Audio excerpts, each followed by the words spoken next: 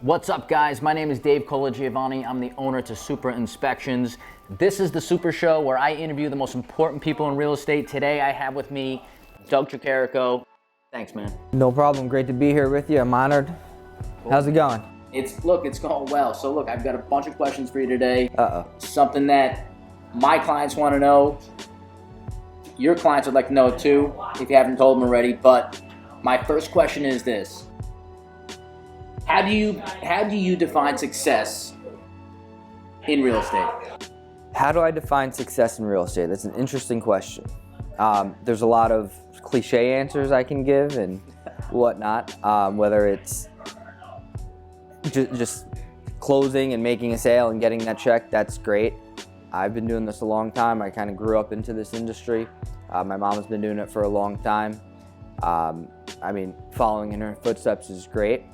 I enjoy what I do, and I've been in a position in my life where I had a great job and I just wasn't happy. And now getting out, meeting people, selling them their first home, their next home, selling that home for them, sometimes also even helping to solve people that are in a situation's problems.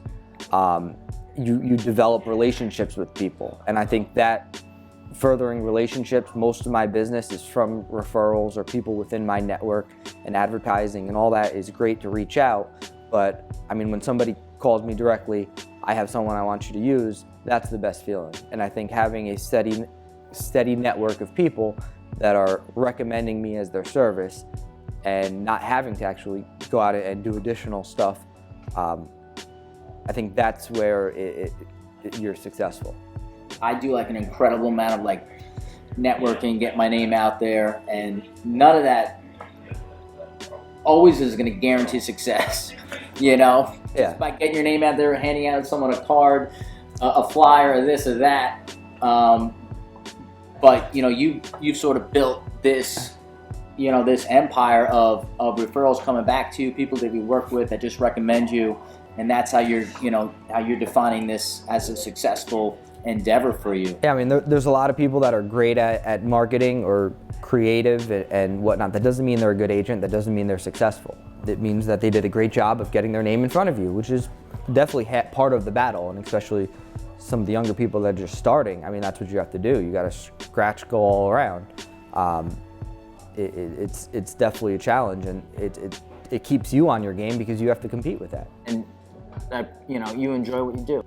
That's the most important part. I get to be there for my kids. I get to drop my kids off, pick them up from school, be involved in their life, and that's my goal. I work when it doesn't feel like you're working.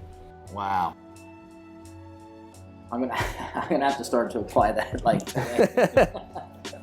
I do.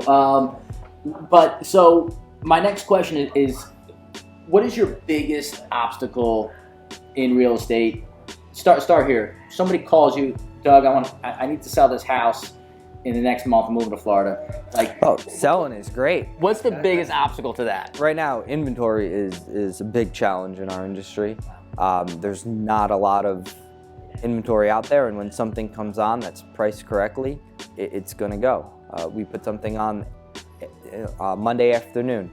We've had 20 showings before the weekend. We're gonna have an open house schedule this weekend, and it should be gone by Monday. And the big thing is to price it accordingly and let the offers drive it up. A lot of people, they have memories in homes, and yeah, it's valuable to you, but that doesn't mean it's necessarily valuable to a buyer.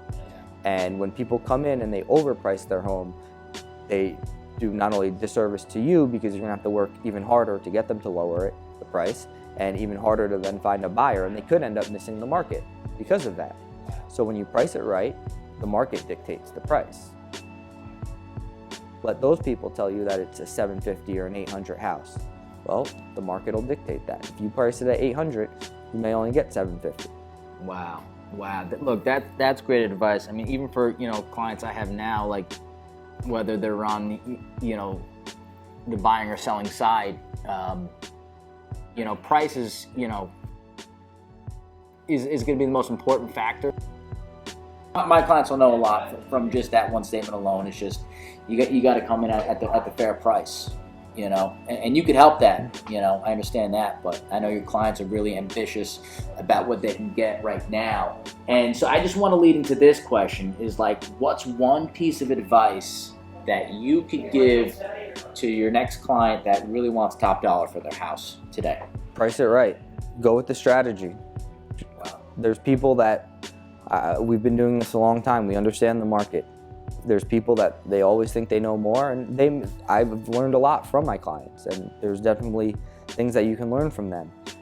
But when you come in and you overprice it, you're just doing yourself a disservice. You're wasting your time, your money, holding that house for an extra 2 months, 3 months. Just start calculating what's your mortgage payment, what's your insurance payment. That could be the difference in what you're trying to negotiate. That could be $15,000, $20,000 that you're sitting here trying to haggle up in March, and you're not going to end up closing until June because you putzed around for a while. Now, I got to get into the pandemic now. You know, pandemic, it got everybody, you know, sort of introduced to a lot of this, you know, this market in Westchester, Putnam County, right? A lot of people wanting to, you know, to leave the city to come here. How has the pandemic made either real estate better or your job easier? I'd say neither. What happened was we had an inventory shortage to begin with, and now all of a sudden you had all these people from the city who are paying high rents, and when they come up here and see what they're getting for $4,000 and they're not getting a studio in Midtown and they're getting a whole house, it ended up driving up the price. I mean, I remember I had a house I was trying to rent as this started, and our mortgage payments were due, our taxes were due, and here government told us it can't work. So how am I supposed to get this rented? And they're still going to collect their taxes at the end. Yeah.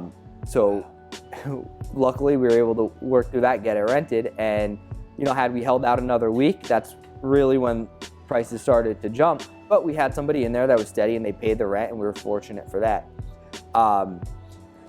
How has it made it better? It's made it hectic, trying to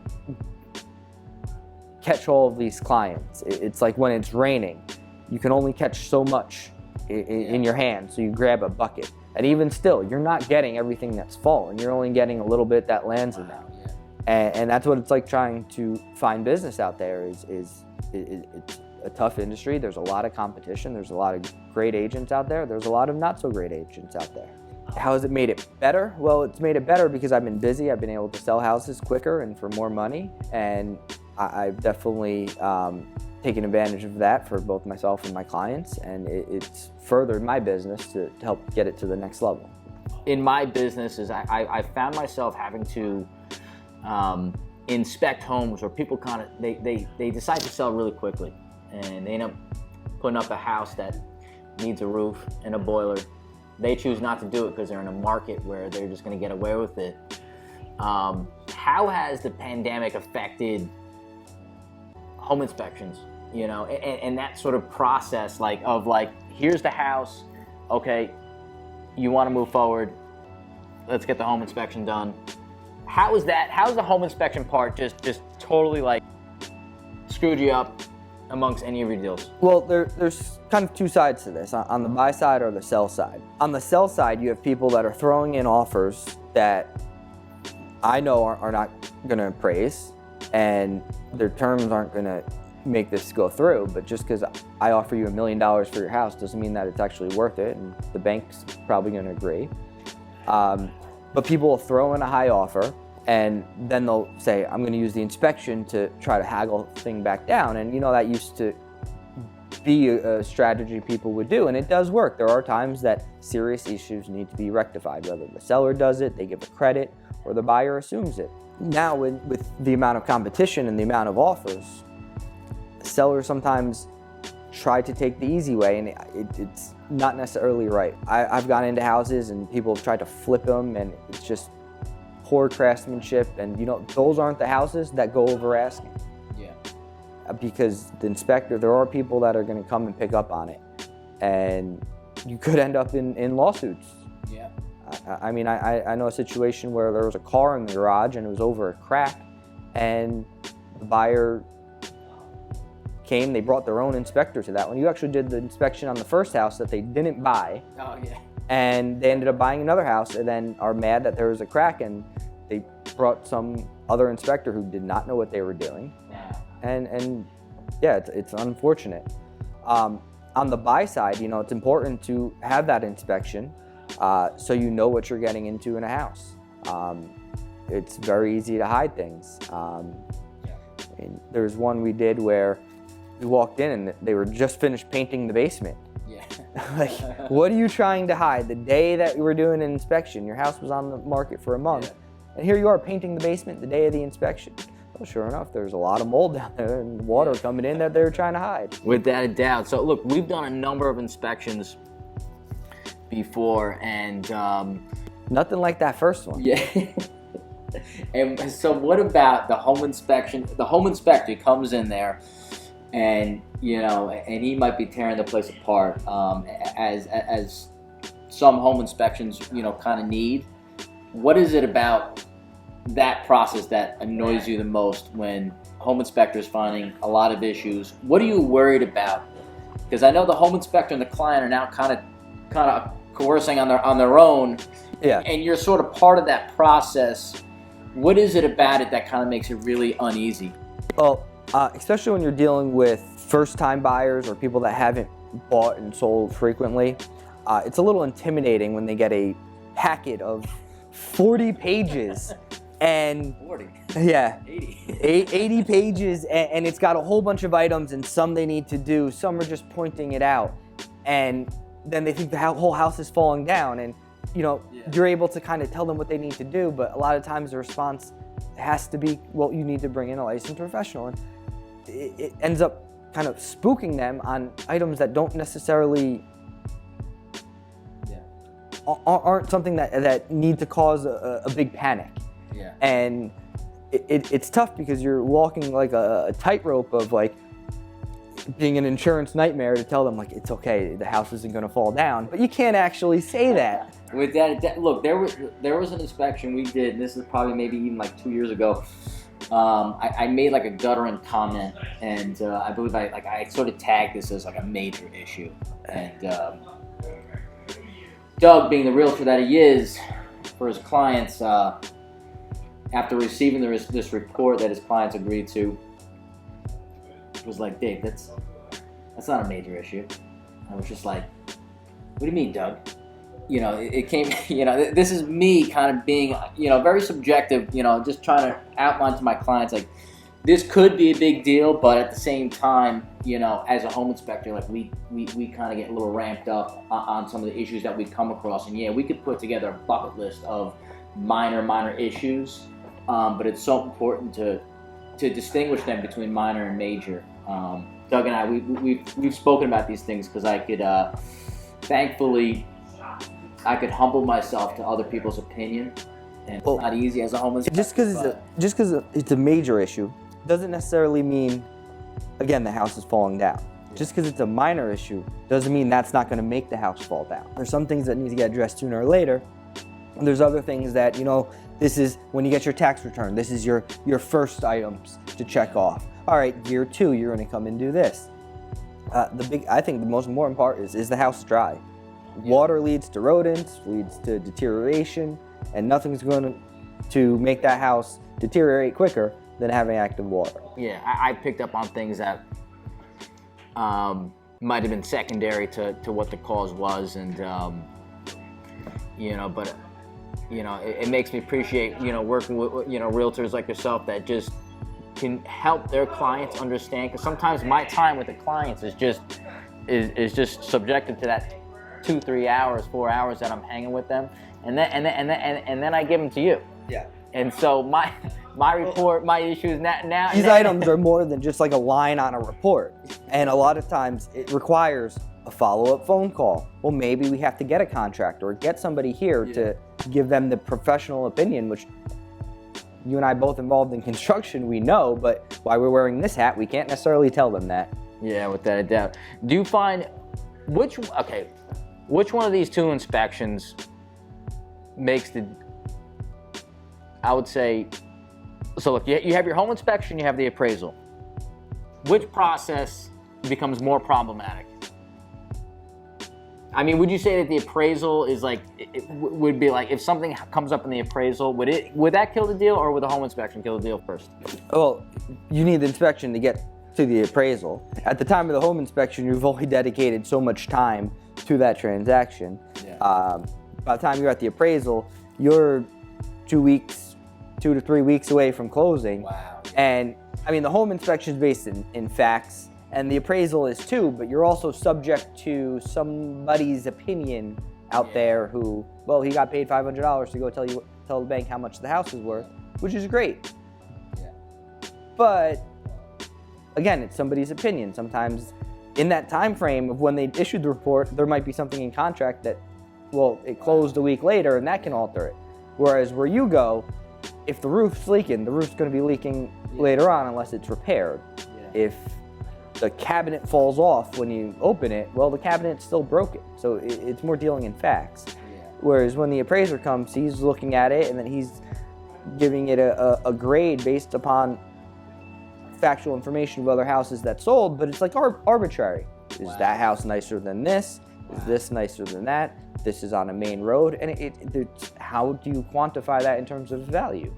And then you try to argue if it doesn't appraise. One challenge when we've had a lot of offers going over asking is how to handle that appraisal.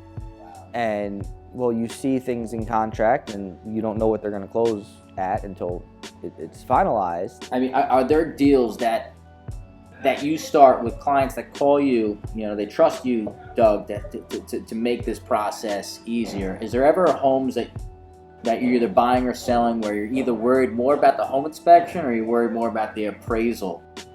Is it ever is it like a 50-50 thing that you're like, oh man, so the home inspection, hopefully that goes well, hopefully the appraisal goes well? I mean, like what are you more scared of with some? I bet it has to be different from every home Every house is different. I mean, there's houses that $1 million house and everything looks great, and then a month later something breaks, and I mean, it could be new, and I mean, if you go there, you say, oh, you run the report on the HVAC system and tells you, oh, it was installed 5 years ago. Great, that doesn't mean it can't malfunction. Yeah, without a doubt.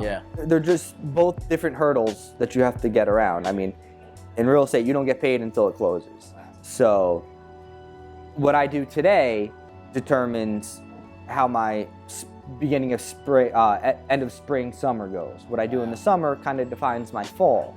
So I always have to look ahead. So it's like, all right, this is getting an inspection now. We should be in contract in, say, the next 10 days, and of course that always changes. This attorney goes away. That one, trying to navigate the waters of a transaction. Why we're here, I think people need to understand about how we met.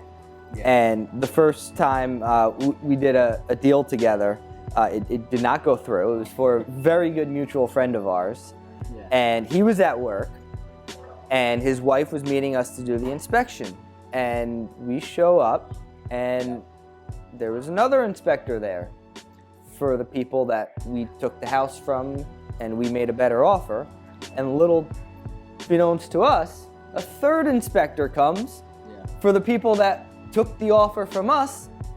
Meanwhile, I'm calling this guy, and I see him in his window looking out at this. And I'm like, you couldn't even give me the courtesy or give the courtesy. And he was an agent trying to sell the house on it for himself, not an active agent. But it's like, how do you let this...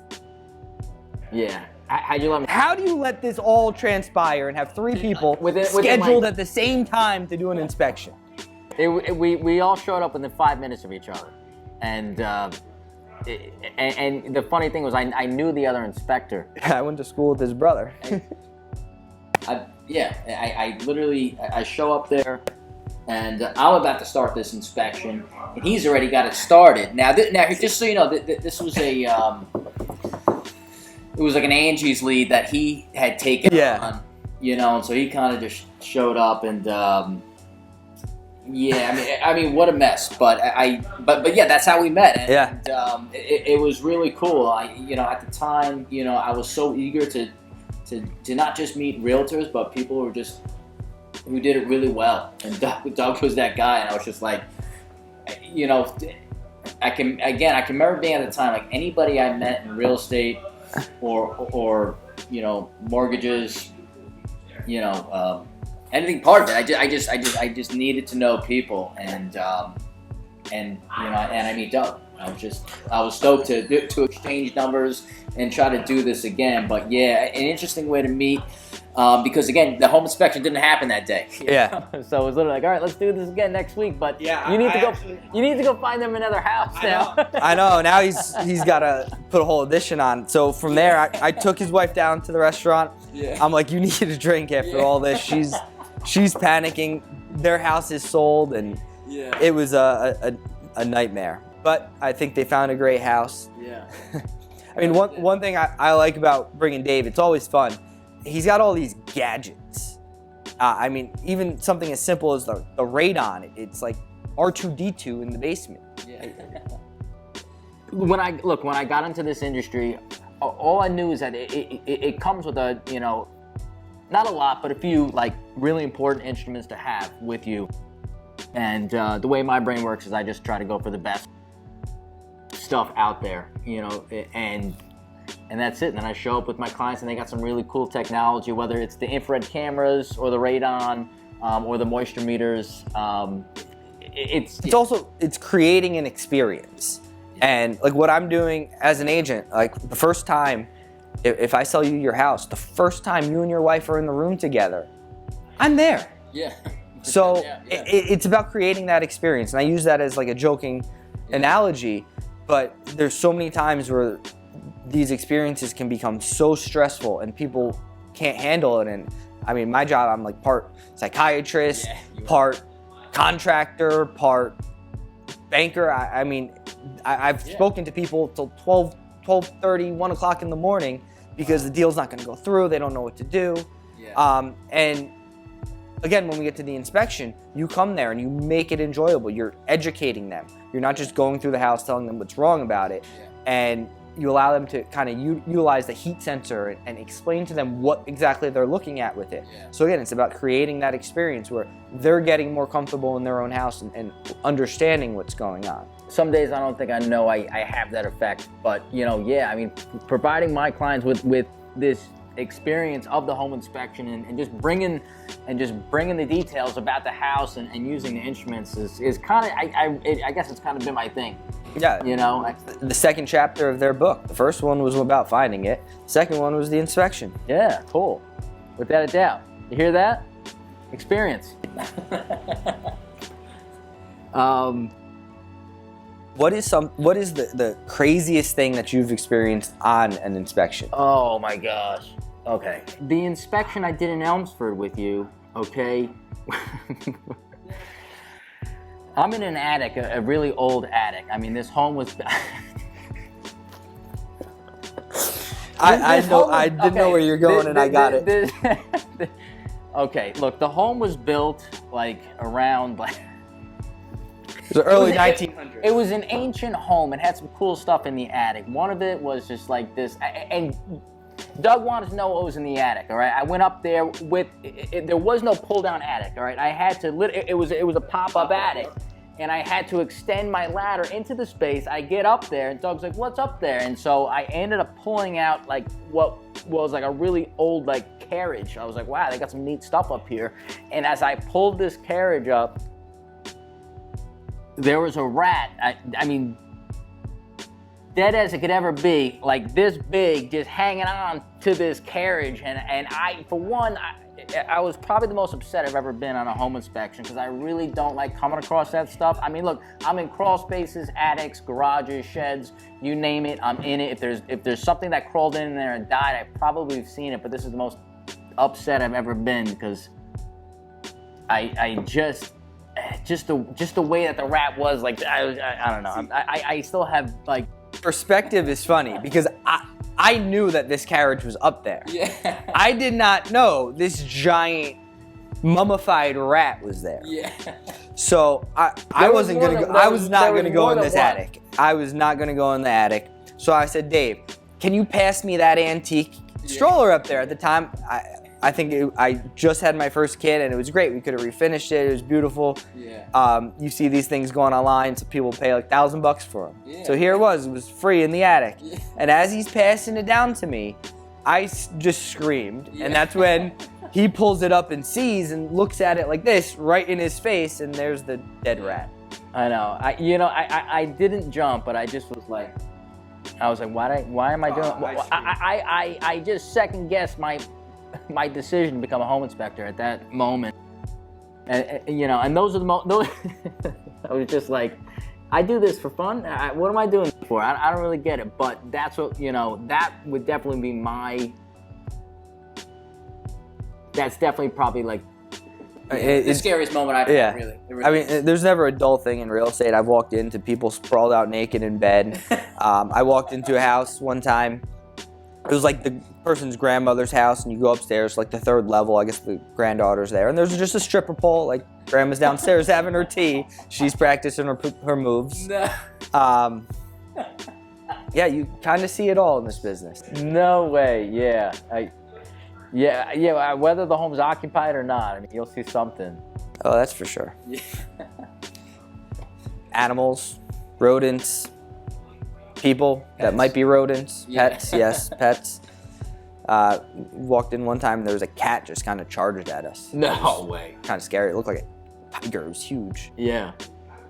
Everybody claims that their cat and dog are super nice. I can't stand that one. They're always friendly, and I'm just getting like smacked by animals. Yeah, it can get that intense. It really can. I've been there. I'm sure you've seen a lot of it.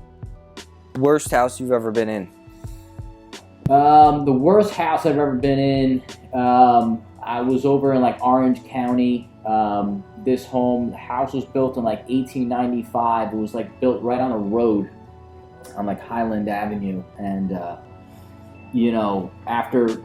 and this was my first time of really seeing termite damage. I find that when homes have some serious termite damage, like these are the ones you walk away from. Mm-hmm. You know what I mean? At least, and I won't tell anybody that, but really when you see termite damage starting like on wood structures in a basement, this was probably the first time I was actually really scared for the people living in the house at the time. I was just like, you have some serious structural issues from termites. It's active. And, as a home inspector, I can condemn a home. I can't, it's within my license to actually walk into a house, do an inspection, and condemn it.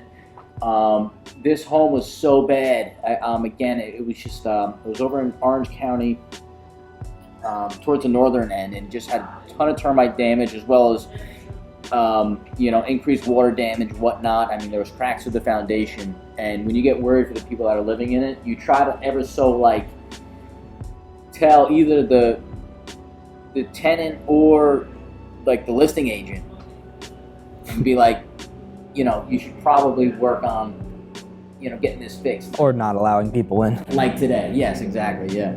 So, guys, I just want to thank Doug Tricarico for hanging out with me today. So gracious with your time, your answers. You're helping my clients. Really appreciate you, man. Your insights were awesome. No problem. Thank you very much. Yeah, man. Take care. So guys, again, my name's Dave with Supra Inspections. I'm bringing you this content so that you guys can know everything you need to know about real estate, buying, selling, your home inspection, your current home. You don't need to be buying or selling a home to be worried about it. I'm here to bring you guys the content to making sure that, if I'm not inspecting it, at least you could take a closer look. You call the people that you need to do. This channel is going to bring you all that content, and I really look forward to helping you more. Thank you, guys.